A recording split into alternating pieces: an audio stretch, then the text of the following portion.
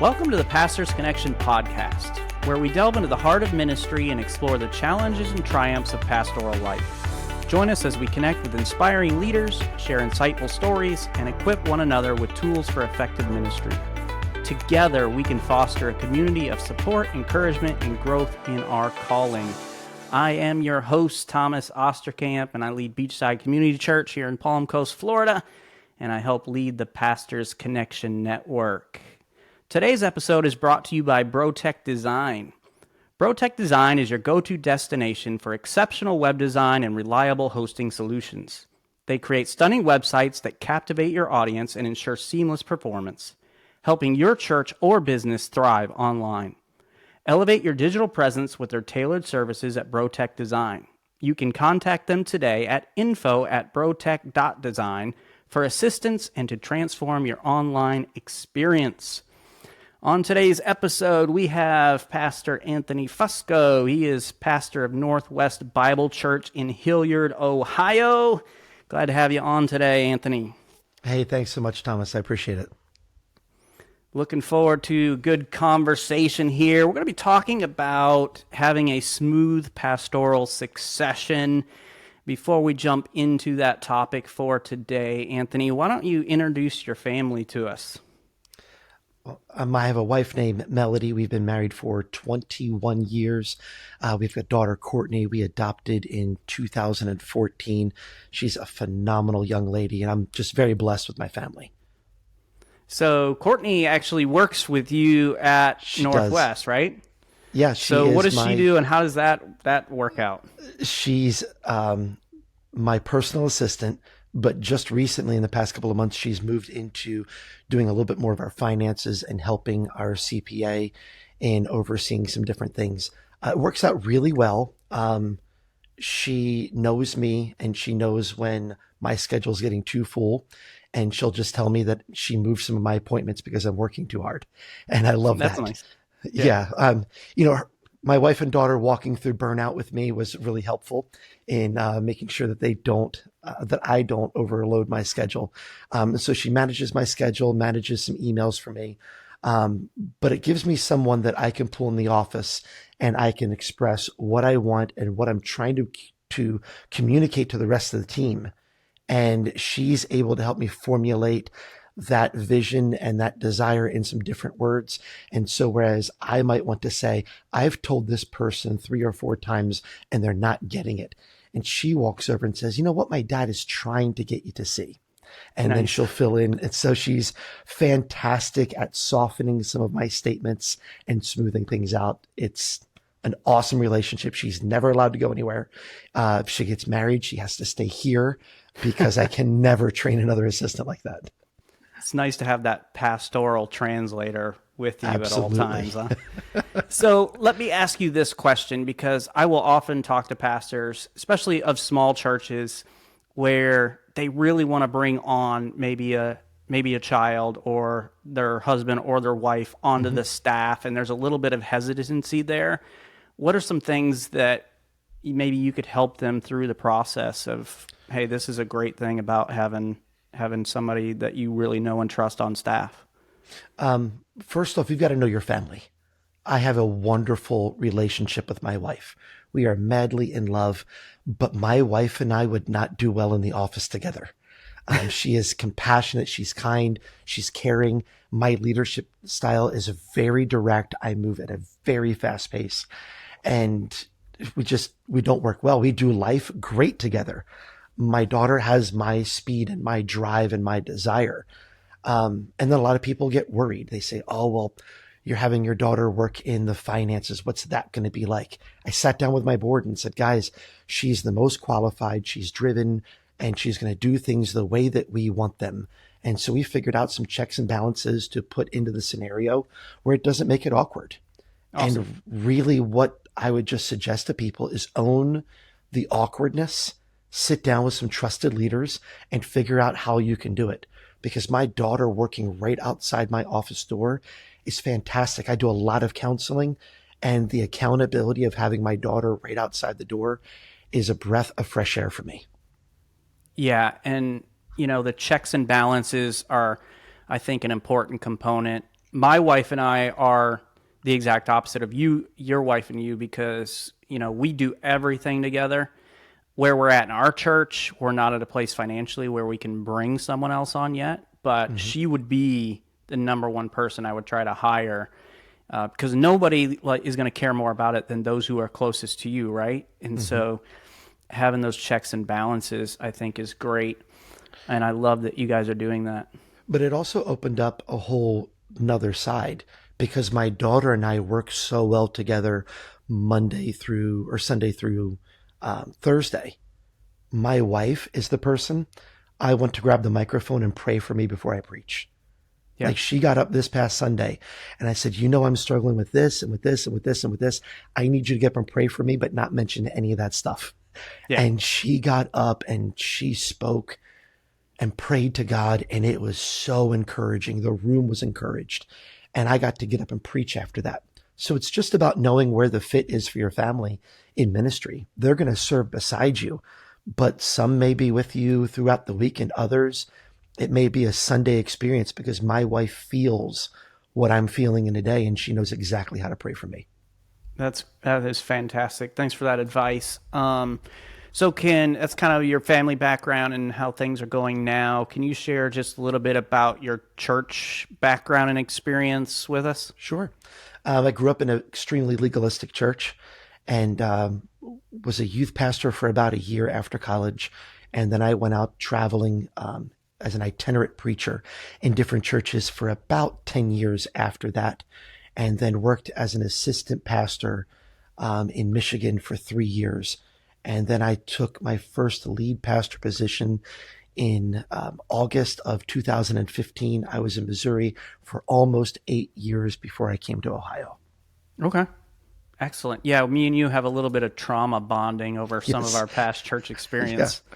Yeah. And, if someone doesn't know what a legalistic church is, just go on any YouTube documentary, and the worse it looks, the closer you're getting. Exactly. Yeah, that could be a whole other episode. Maybe we'll have you come back and we'll talk a little bit about that. Just working and progressing away from some of the hardship of background in pastoral ministry and legalism. But do want to talk to you today about, having a smooth pastoral succession. As you made your way from Missouri to Ohio, you kind of stepped into a position with the idea that the pastor who was there was going to, pass the baton to you. And so we may have some other people in that same scenario where they're ready to take the baton from a pastor, but we also have people who they're ready to pass the baton and they may just not know how to do it in a smooth way. And far too many churches, they drop the baton and it's like they lose one pastor and then it's a year, 2, 3 years before another one comes in, and that makes that kind of stops the church from being able to grow and be effective. Yeah, unless you have a leadership team in play, maybe an elder board or a board of directors who are actually leading the church, sometimes going that 2-3 years does harm to a ministry where you can never get it to turn back around again. Yeah.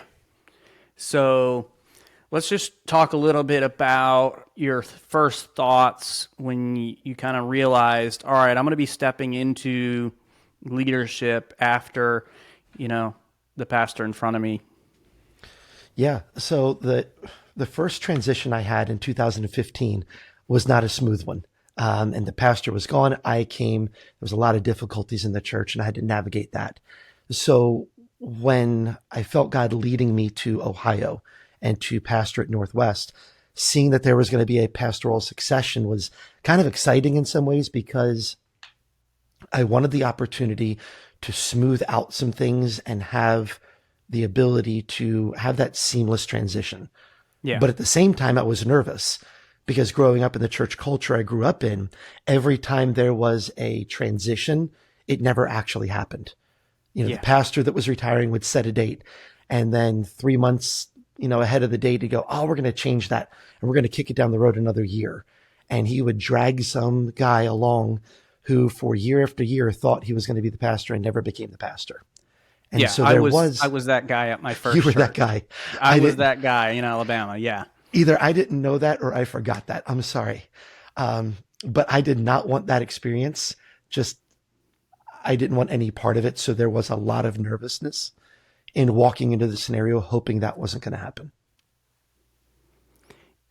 So a little bit about the pastor that you took over for was like, how did the church feel about him, and then feel about you kind of stepping into his role? So he came to Northwest when it was at the corner of a downtown. It was at the corner in Maine and Norwich in downtown Hilliard. Small little tiny building. There must have been maybe 30 people in the church. And Okay. he grew the church and built the new building. And he was here for 33 years. He was well loved and people admired him. I admire him. He's a fantastic guy. His daughter literally works right outside my office door, right next to my daughter. Oh, And awesome. we're great friends, love her dearly. She's an incredible follower of Jesus, just a valuable part of our ministry. So he was well loved, but he was also 75 years old. Yeah. So as much as he was loved, there were people that were really looking for a transition to be in play. And we actually lost a few people before he announced his retirement that there was a transition that was going to come because they actually wanted to know what was going on and they didn't feel like there was vision or direction. And so he was well loved and admired, and the church loved his leadership, loved him, loved his preaching style. So it was really kind of a lot to live up to. I was going to say that has to be a little bit intimidating. It's a lot easier when you step into the shoes of somebody who didn't do a whole lot. Yeah, somebody asked me like, well, how do you feel about taking over for a pastor that, built the building and is doing incredible things and the church is growing? How do you feel about that? And it's the first thing, I just don't want to screw it up. Like Exactly. that was the number one. I don't want to screw it up. How can I not screw this up? And if there was a book of like how to not screw up a church, I would have bought it. Now, Yeah. Maybe you can write that. maybe. Give you a couple years, and as long as it doesn't fall apart, you can write the book. And I said that to somebody and they were like, well, just do what the Bible says. And I Yeah, was like, nobody likes you. exactly. Yeah, I don't think the Bible ever mentioned COVID or certain things. Um, so thinking about the former pastor, were there certain things that he did to help you kind of prepare for the role and to make that transition, practically and spiritually? I think that he desired to do those things. I think that for him, doing the best thing he could do for me was to lead it the best way right up until the last day. Okay.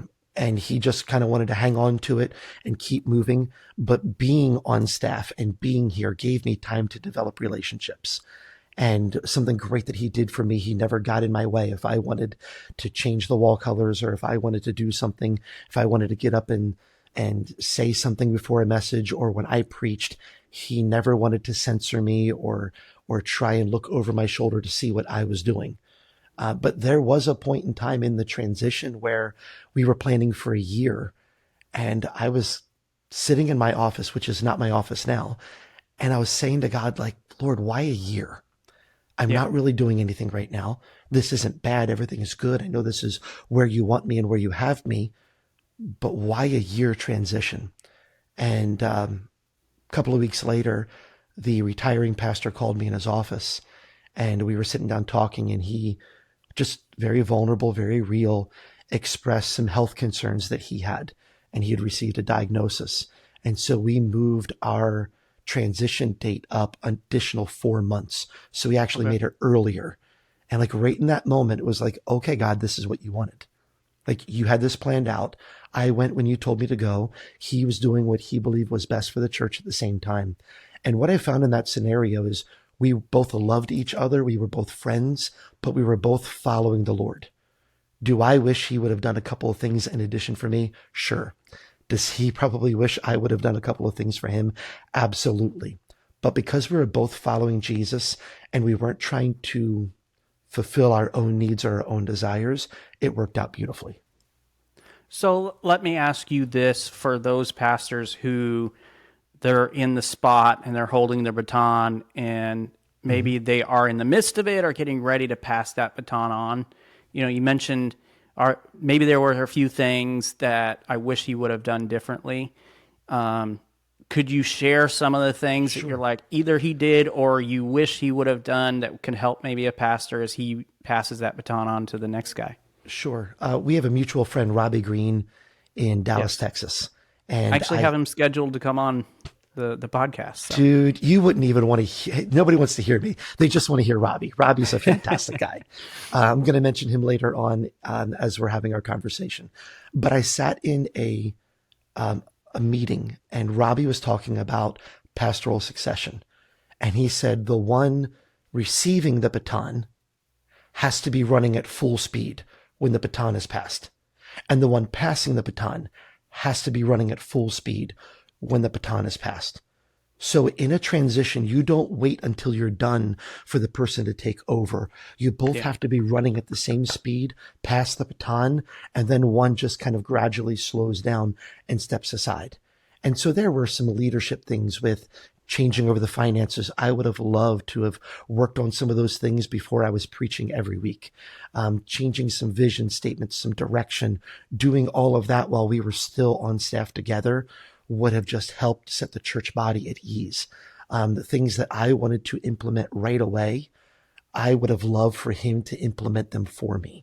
One of the things that I want to do when I retire is I want the pastor coming on to give me a list of things that he wants to do. And then I want to do them because I'll know the church culture and I'll have trust. And if I can do those things for him, it would be so much easier. In fact, when I left the church in Missouri, I said to the pastor coming on, give me a list of things that you want to do because I'll change all of them and nobody will care. I was there for almost 8 years. People trusted me. The church was actually mine. It takes 5 to 7 years for a pastor to actually become the pastor of a church. I was there. I could have done those things rather easily. And so some of those scenarios would have been extremely helpful, but he supports me and loves me. I mean, he sits on the second row and is so excited every Sunday. And to have that has just been fantastic. And that is absolutely golden advice. And to have that kind of heart where, hey, this is not my church and it's not about me, and setting up the next guy to be able to run at full speed, to use your social leverage and currency to be able to make the changes that they can step forward is genius. And I love that principle. You mentioned the former pastor who sits in the front row and cheers you on and everything else. That is what I experienced in Iowa. So my pastor came to me a couple years after I came up to work with him in Iowa at Good News there. And he said, hey, I'm thinking about retiring. Would you consider being the guy and being a candidate? So I said, sure. So I was voted in, and he retired, December 31st, 2009. And I took over the very next day, January 1st. And there was that seamless transition. And I had that support and encouragement. He stayed in our church, became a deacon, and taught and led. And man, that is such a valuable resource to have when, you aren't their pastor yet, and they're looking over and they're seeing the guy look at you and encourage you and support you. That means the world. He comes in every Sunday morning. He hangs his coat in my office. So he was hanging it on his daughter's chair. And I think just for years and years, always put his coat in his office.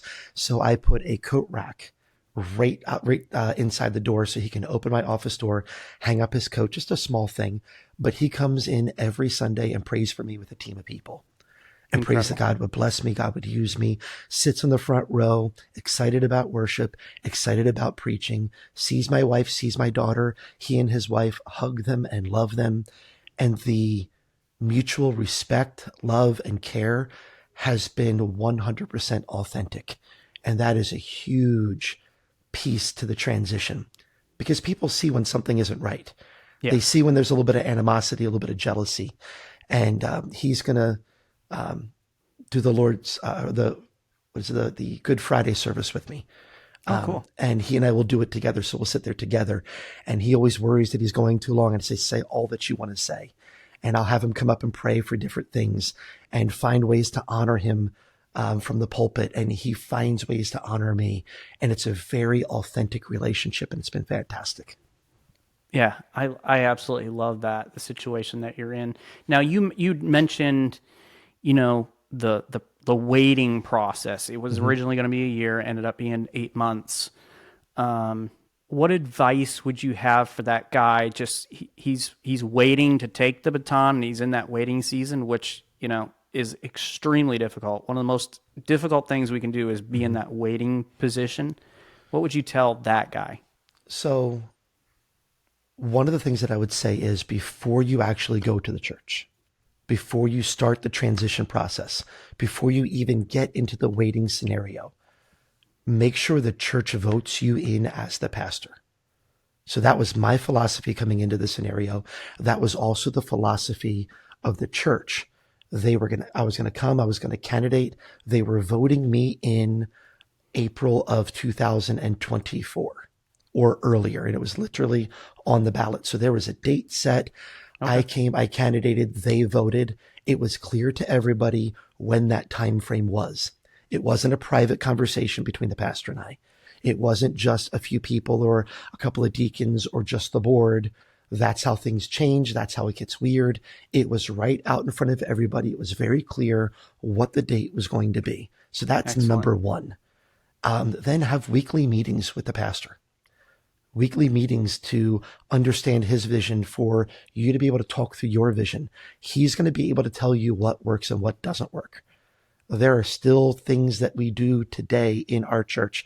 I've been the pastor for a year and a half, and I walk outside of my office door and I find the former pastor's daughter, and I give her my idea for a vision or how I want to present something and say, will the church body receive this? You know the culture better than I do. And she'll tell me whether it'll work or not. But that pastor retiring knows the culture. So lean into that. Ask all the questions that you can. Take all of the time that you can to take people out to eat, to take them out for coffee, to get to know them, to begin to build relationships, because you're in a unique position where a percentage of the church body actually wants your time. When you become the lead pastor, everybody wants your time. So you have a moment to learn names, to get to know people, to know history, to really immerse yourself within the church, its ministries. Do all of that so that you can understand how the entire church functions, so that when you are the lead pastor and you're making a decision, you can remind people that you're completely aware of the culture. You know how the church functions, and you're making a decision deliberately to help the church function in a better way. And I think that's something that really all of us need to learn, is that waiting time doesn't have to be wasted time. That it is an opportunity to build momentum. It's an opportunity to build momentum, which is exactly what you were doing. Mm-hmm. Is, hey, we're building momentum so that when the baton is passed, I'm ready to go. Absolutely. And it's during that time, if you're not preaching every week, sit down and start working on messages and create a sermon calendar for the following year. I went on a study retreat when I wasn't the lead pastor.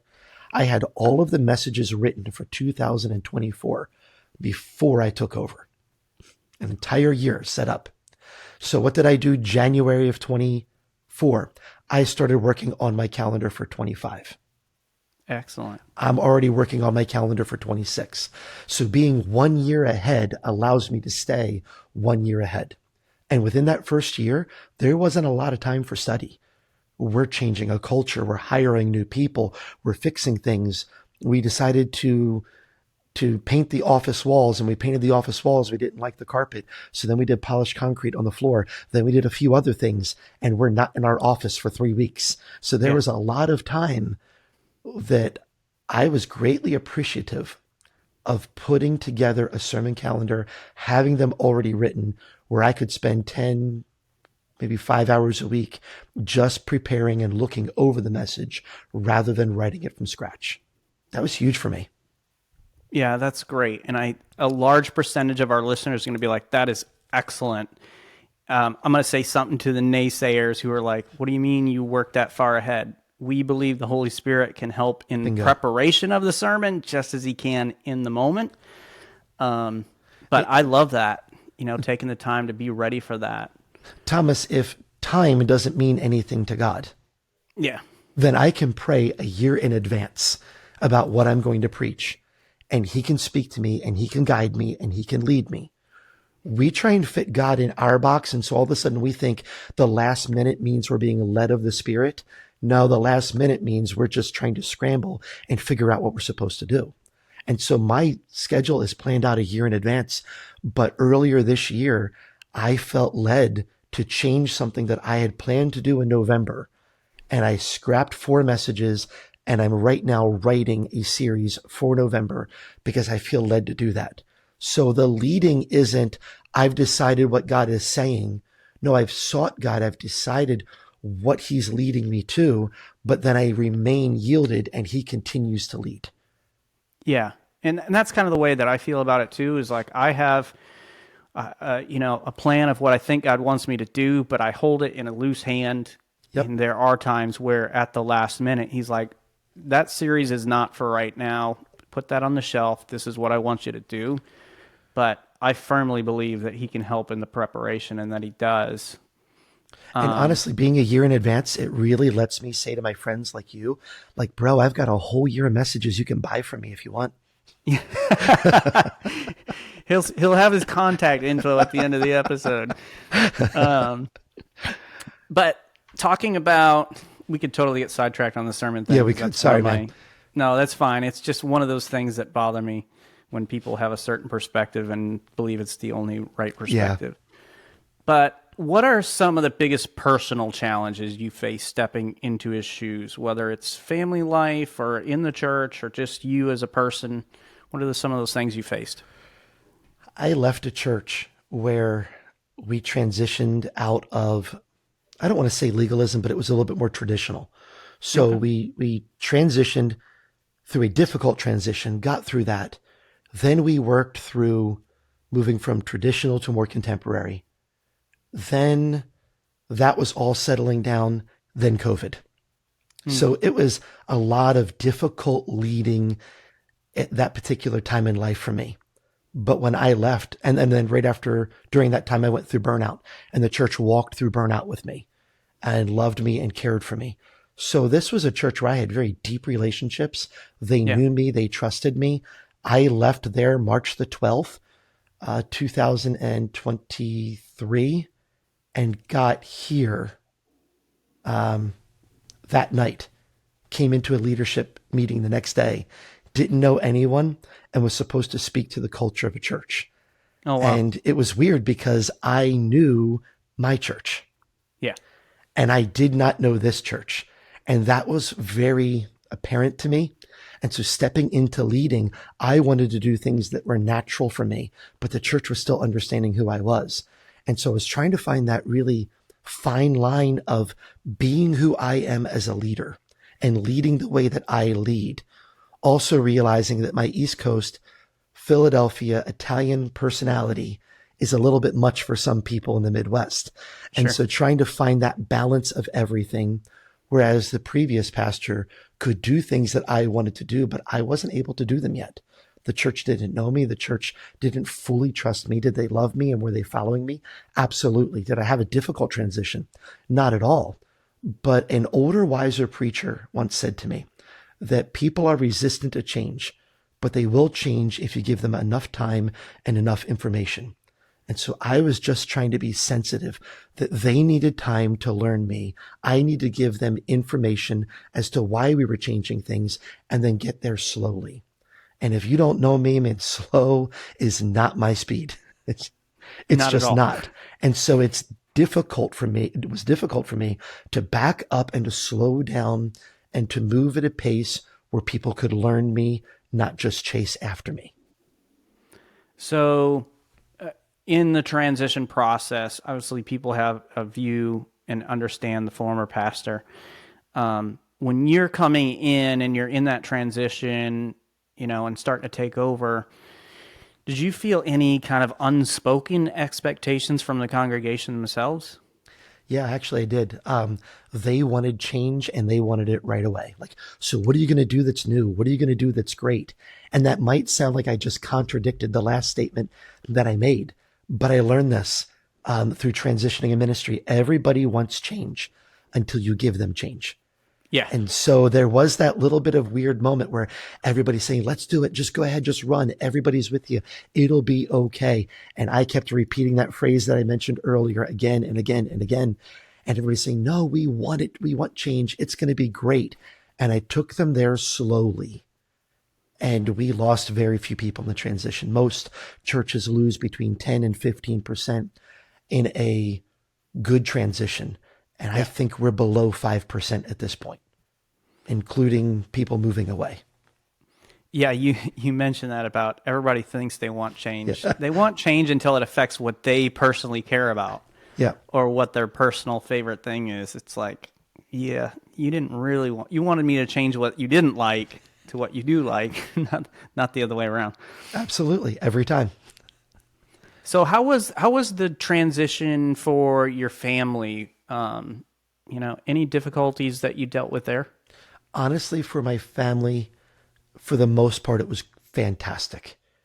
They got to experience a husband and a dad who wasn't the lead pastor for 8 months, who wasn't carrying the weight of everything. Yeah. And so when I came home, and it was like working a 9-to-5 job for 8 months. It was a little bit of a break for me in some ways, though I had some angst because there's a part of me that just wants to run. Yeah. We spent so much quality time together. I did not bring my daughter on right away in the transition. It was after the transition, once I became the lead pastor. And so we sacrificed and we made some decisions. She wanted to start a part-time career, and she got a part-time job because that's all that was hiring at the moment, to learn a career. And my wife and I helped her financially to get through that time so that she could become proficient in this career. And now she works at the church full time, works 2 days a week, starting her own business, and is doing fantastic financially. And she has a lot of drive. She is a hard worker. She's a go-getter. And taking that time, it was a little bit difficult, but well worth it. And for her, it's been fantastic. And so taking that 8 months was actually just healing for our family, growth for our family, and just getting that quality time, and we got to live life together. And I think that's good advice as well, is in the midst of the transition, making sure that you're taking extra time with your family, because each family member is going to, even in a good situation, is going to be going through their own things of what this transition means to them, because change is hard on all of us, even if it's a change that you want. And so having that extra time to spend with your family and just concentrate and strengthen that bond with each other. And then as you get ready to step into that role, I mean, there's a lot of pressures that come. And so you spent time strengthening it, getting ready for that handoff. So you talked a little bit about honoring the legacy, and a few of the things that you did. Can you share with us, how you chose to approach honoring the legacy of the previous leadership while also casting your own vision? Because it's one thing if the pastor is leaving the church and going somewhere else. It's another thing when he's going to sit in the pew right in front of you and hear everything you're going to say. Yeah. So one of the things that we did is I would pull him in as an advisor before I get ready to cast big vision. So before I sit down and meet with the board and change direction, I sit down with him, I buy him lunch, buy him a cup of coffee, and say, hey, I'm thinking about and praying about doing this particular thing. Do you have any thoughts for me? Do you have any wisdom for me? And he'll share what is on his heart, what he decides. I'll ask him if he'll pray with me. When we hired on a new employee who used to work here, who left, and then after I was taking over, came back to work here, we made the retiring pastor part of the scenario. We celebrated together, brought him up on the platform, and we both applauded, and the church was excited. And the church thought that it was our decision together, when in reality it was my decision. And I could have stood on the principle of this is my decision and I'm the one doing it and who really cares. but it looked like we made the decision together. We celebrated it together, and the church just loved that. Finding ways to bring him up at the end of the series. And would you debrief this series with me? I originally had planned to have him preach quite a bit throughout the year, but his health wouldn't allow him to do that. So I find ways to bring him up. I find ways to have him pray for something in particular. When it's his wife's birthday, when it's his birthday, we throw out something on social media. We don't do that for my birthday. Like, we don't do that for how many years I've been here. In fact, he was here for almost 33 years. It was just a few months short. And so when the anniversary date came around, we brought them up onto the platform and we honored them and we thanked them for being a part of this ministry for 33 years. Even though he retired, he's pastor emeritus. He's still on staff. He's still here. And so we found a way to honor him in everything that we did that was different, and had him announce things. We ended up not doing it, but 2024 was our greatest giving year. And we didn't announce it to the church that it was our greatest giving year, because the greatest giving year up to date was the year he retired. And so he stood up and said, this was the best giving year ever. 2024 beat 2023. And if we announce that to the church, I'm going to have him announce it, that 2024 was the best giving year for the church, because I don't need to make those announcements. I don't need to celebrate those things. And if he can celebrate those things, he's celebrating his legacy and the future of the church, because he's a part of both of them. And I love the self-confidence. I mean, so many guys stepping in are so insecure about the way that people are going to perceive them, that they got to be, viewed as the man and whatever else. And so having the confidence to, hold up the guy that led the way for you. One of the things we tried to do at Good News when I transitioned after my pastor retired was a lot of the similar things. Like, we recognized him. He'd been leading the church for like 10 or 15 years. I forget what it was. I think around 15 years. And so we had a big celebration, brought him up, made a video, did all the stuff to recognize him and his wife. And I pushed through a thing with our church, and they voted on it and accepted it very gladly, but to continue to pay him a retirement stipend, since there was nothing in place before I got there for him. And so just trying to recognize the person who got us to where we are. And yeah, we're different, and I changed almost everything that he did, but talked through the changes with him, much like you talked about. And I think that's such a beautiful way to do it and to honor them. You mentioned something a second ago about confidence and insecurity.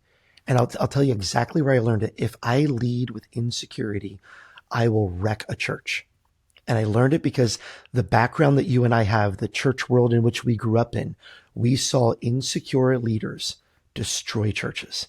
And it doesn't mean that I don't have insecurity. I have insecurity just like everybody, but I'm going to refuse to lead by insecurity.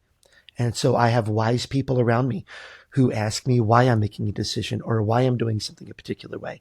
I want people to draw that insecurity out of me. I don't want it to be a thing. Another way that the church actually honored the retiring pastor, they set up the retirement for him before the transition was ever in a scenario. They had been preparing for 15, 20 years, putting money in an account for retirement for him so that I wasn't burdened with having to pay his retirement.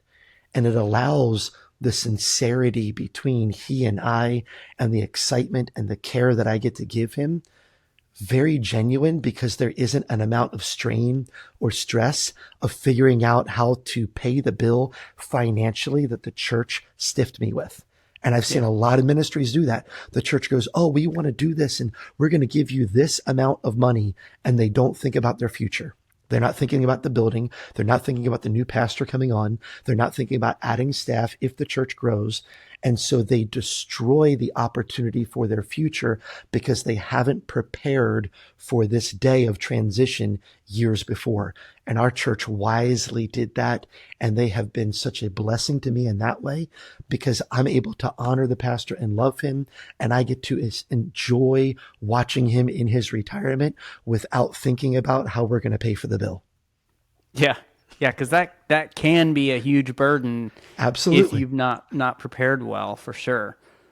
How do you feel like the church community responded to the change in leadership? And can you give us a few ways that you were able to earn their trust?